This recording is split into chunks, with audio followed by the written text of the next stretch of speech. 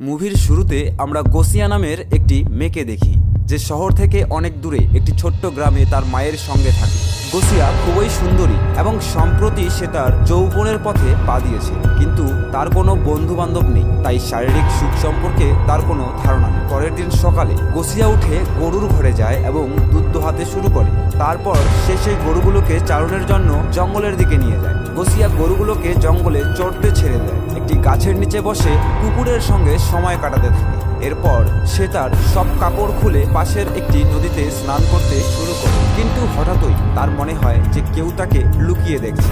চারপাশে তাকিয়ে কাউকে দেখতে না পেয়ে সে ভাবে হয়তো এটা তার ভুল ধারণা। তারপর গোসিয়া সেখানে শুয়ে আরাম করতে শুরু করে, কিন্তু ঠিক তখনই তার উপর কারো ছায়া পড়তে দেখা যায়। গোসিয়াও সেই ছায়ার অস্তিত্ব অনুভব করে এবং এই ভাবনা নিয়ে সে রাতে ঘুমাতেও পারে না। তখন তার মা তাকে জিজ্ঞাসা করে, তুমি এত রাত পর্যন্ত কেন জেগে আছো? কিন্তু গোসিয়া তার মাকে ঠিকমতো উত্তর দেয় না, কারণ সে তার শরীরে হওয়া পরিবর্তনগুলো নিয়ে উদ্বিগ্ন ছিল, আর এই বিষয়টি তার মাকে বলতে সে খুবই লজ্জা পায়। পরের দিনও গোসিয়া তার গরুগুলোকে নিয়ে জঙ্গলে যায় এবং একটি গাছের নিচে বসে আরাম করতে থাকে। ঠিক তখনই সে সেখানে একজন লোককে দেখতে পায়, যিনি বসে বসে পেন্টিং করছেন।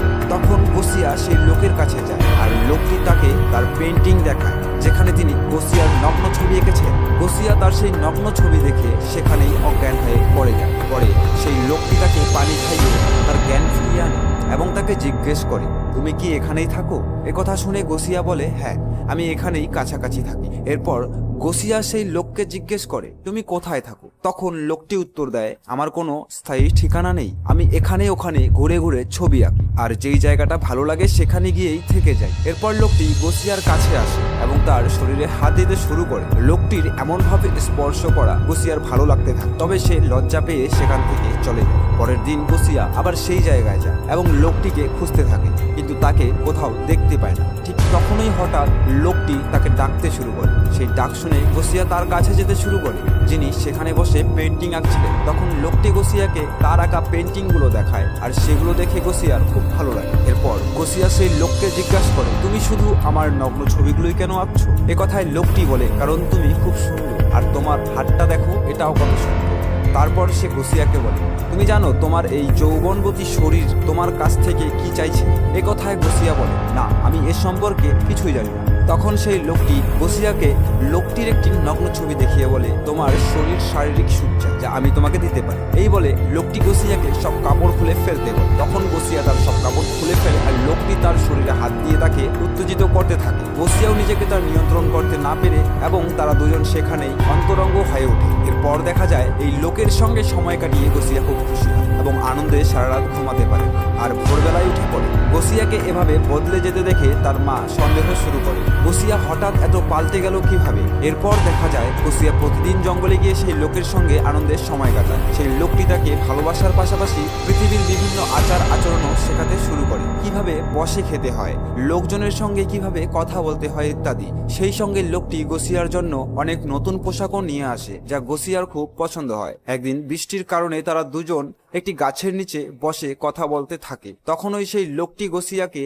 একটি বই দিয়ে বলে, আমি তোমাকে সবকিছু শিখিয়ে দিয়েছি, আর যদি শারীরিক সুখ সম্পর্কে আরো কিছু জানতে চাও তাহলে তুমি এই বইটি পড়তে পারো। এতে শারীরিক সুখ সম্পর্কে সবকিছু বিস্তারিতভাবে লেখা আছে। তাদের কথোপকথনের মাঝেই হঠাৎ কয়েকজন শিশু তাদের দেখে ফেলে। তখন সেই শিশুদের দেখে গোসিয়া ঘাবড়ে যায়, কিন্তু লোকটি তাকে বলে, তাদের দিকে মন দিও না। এরপর গোসিয়া বাড়ি ফিরে এসে সেই বইটি পড়তে বসে। ঠিক তখনই তার মা এসে বইটি তার কাছ থেকে কেড়ে নেন এবং জিজ্ঞাসা করেন, তুমি এই বইটি কোথায় পেলে? গোসিয়া জানায়, জঙ্গলে এক লোক আমাকে দিয়েছে। একথা শুনে তার মা খুব রেগে যান এবং বলেন, আমি তোমাকে এইসব করতে জঙ্গলে পাঠাই না। যদি তুমি প্রেগনেন্ট হয়ে যাও তাহলে আমি তোমাকে ছেড়ে কথা বলবো না।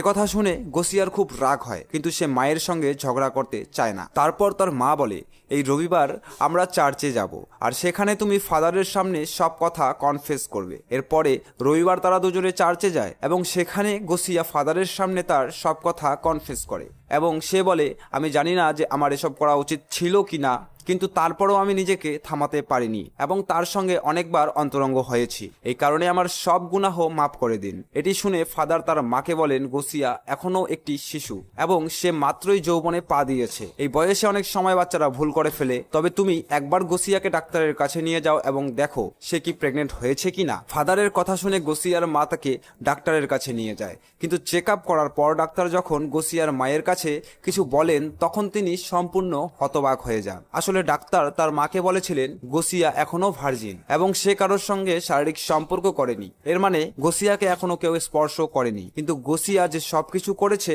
তা আসলে কি? ঠিক সেদিন রাত যখন গোসিয়া তার ঘরে ঘুমাচ্ছিল তখন সেই লোকটি গোসিয়ার কাছে আসে এবং তাকে চুম্বন করে জাগিয়ে তোলে। গোসিয়াকে দেখে সে বলে, আমি চাই তুমি সব সময় আমার পাশে থাকো।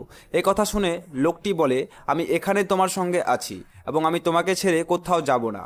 এই কথা বলার পর লোকটি হঠাৎ অদৃশ্য হয়ে যায়। আসলে সেই অজানা লোকটি কিছুই ছিল না, এটি সবই গোসিয়ার কল্পনা। আমরা যা কিছু এখন পর্যন্ত দেখেছি তা গোসিয়ার মনে একটি বিভ্রান্তি, কারণ গোসিয়া নতুন নতুন যৌবনে প্রবেশ করেছে এবং এজন্য সে শারীরিক ঘনিষ্ঠতার প্রয়োজন অনুভব করছিল।